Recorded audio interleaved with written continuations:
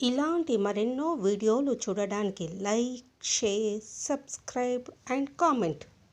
ఈరోజు ఈ వీడియోలో దీపావళి పండుగ రోజున దీపాలు వెలిగించవలసిన 8 పవిత్ర స్థానాల గురించి తెలుసుకుందాము. లక్ష్మీదేవి సంపద, వైభవము, ఆనందానికి మూలం.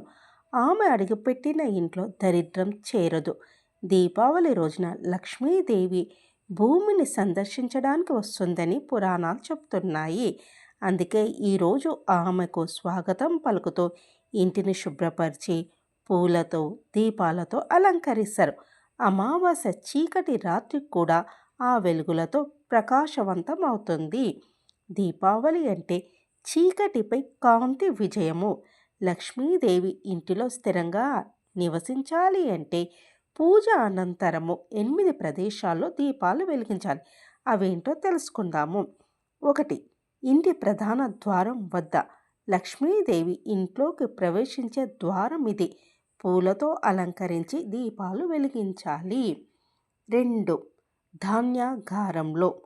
ఆహారం నిల్వ చేసే ప్రదేశం కాబట్టి అక్కడ దీపాలు వెలిగిస్తే ఆహార సమృద్ధి కలుగుతుంది.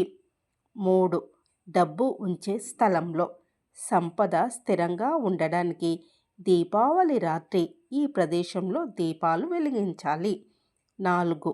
వాహన సమీపంలో. దీపం వెలిగించడం వల్ల ప్రమాదాలు దూరమవుతాయి, భద్రత కలుగుతుంది. 5. నీటి వనరుల వద్ద. కుళాయిల దగ్గర, బావిల దగ్గర. జలతత్వము పవిత్రం. ఇక్కడ దీపం వెలిగించడము జీవన శక్తిని పెంచుతుంది. 6.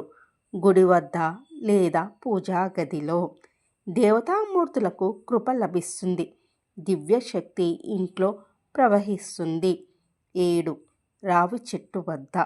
రావి చెట్టులో 33 వర్గాల దేవతలు నివసిస్తారని నమ్మకం. విష్ణువు స్వయంగా నివసించే చెట్టు ఇది. 8. తులసి చెట్టు వద్ద. తులసి లక్ష్మీదేవి స్వరూపం. ఇక్కడ దీపం వెలిగించడం అత్యంత మంగళప్రదం.